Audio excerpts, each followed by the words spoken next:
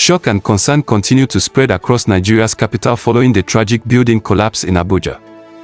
The Minister of the Federal Capital Territory, Nyesom Wike, has ordered a full-scale investigation into the incident as authorities intensify rescue and recovery operations at the scene. Officials say the developer and the site engineer connected to the project have now been arrested as investigators work to determine the exact cause of the collapse. Emergency responders, including rescue teams and medical personnel, have remained on ground searching for possible survivors and assisting victims affected by the disaster. The incident has once again raised serious concerns about building safety regulations, structural integrity, and the growing number of construction-related accidents in major Nigerian cities. Residents and concerned citizens are calling for stricter monitoring of developers and tougher enforcement of building standards to prevent future tragedies. Government officials have promised that anyone found responsible will face the full weight of the law as the investigation continues. Meanwhile, families of victims and affected residents anxiously await further updates from rescue teams and authorities. Good afternoon, Your Excellency, sir. We are blocking someone at the back.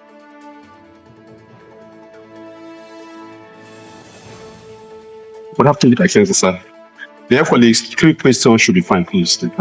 Before coming here, you visited 3 other sites as part of your visiting project inspection, starting on the road linking the central business area at UC. Then also moved to Abuja, the road linking the bus terminal there, before we went to the interchange pattern at MP, the M2, and before we Harati. Can you take us down the project we have visited, considering the fact that the 30th anniversary of Mr. President is going to be the model of our project inauguration in the nation's capital?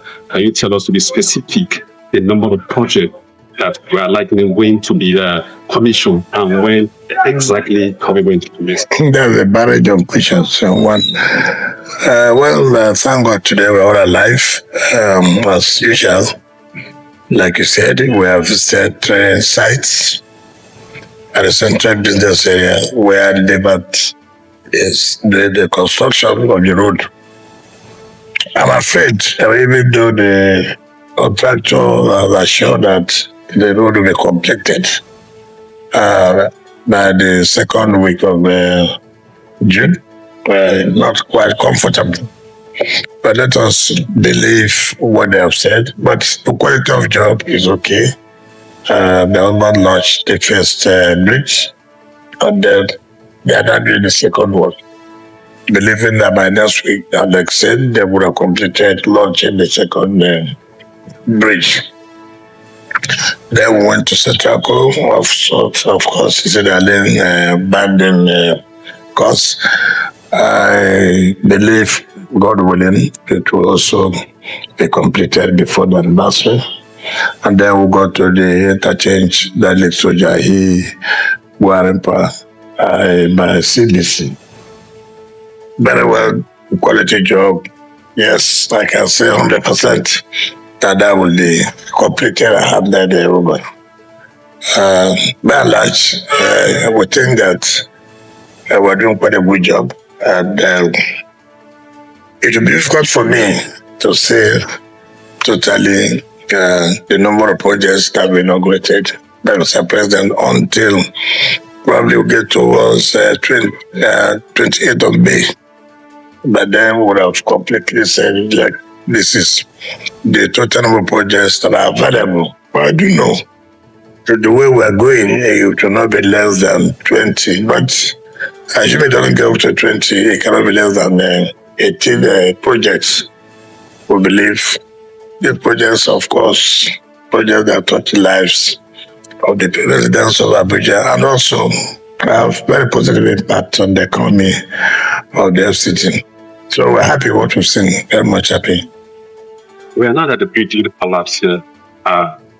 We don't know if we can have what be the likely reason for this structural collapse. And I think the last time we visited Jukwe, you ordered the arrest of the developer. We don't know if the same is going to be applicable here. Well, it's unfortunate that we're here. From the report I got, we lost not less than 4 persons, and some lives were saved. It's very pathetic. Very pathetic. Nobody's happy when you lose somebody. Again, is what we have always said that developers should allow government thoroughly to supervise whatever construction that is going on. Nobody will want to make policy that will retard development. But again, we know that when you're constructing buildings of this nature, the lives of the people is very, very important. Very, very important. And so it has happened, and they have told the lot of the road control to seal off the premises. We're going to set up a panel to really look at what really happened. And then one of the engineers has been arrested. From there, we'll get to the developer, and the developer will also be arrested. So government is taking over here. The director of the road control will be able to their preliminary investigation of what was responsible. I don't want to make a comment so that nobody will say that, oh, I said this, and so the result of the panel you have set up has seen a different thing. So the director of the road control should be able to give us the preliminary investigation of what they thought that really happened. But by and large, we have always tried to let developers allow the staff of the FCDA to carry out their job. You see, sometimes when we come up to seal up areas like this, the press have not been kind to us. Instead of them to really find out why government is taking that decision, some of these people will go to blackmail. Blackmailing government officials, they are looking for money, they are harassing people. But look at the lives. Will you buy back these lives now? No, they are gone, they are gone. And the responsibility of government to protect life and property. Those who have died, you can't never see them again. You can't. So that's why we need emphatic and serious that construction of this nature, we must know the quality, what materials are they using, have they done the soil test, what is the result of the soil test, what does it allow, can it allow for 2 floors or 3 floors or the case may be, but will it allow for piling or to allow for raft foundation? All these things are very, very key. So the director of the road control should be able to let you know what are the preliminary investigations that are carried out. Thank you very much. Thank you very much. Good afternoon. How are you? The result of the collapse was The result of the collapse. We instituted a consultant to carry out an integrity test on the structure. He's called Mr. Emeko, and the results indicated that this soil is made up from dredged waterways over the years, and there is a local well that is here filled up with debris and clay, which was not visible to the developer, and it was not even known to the developer.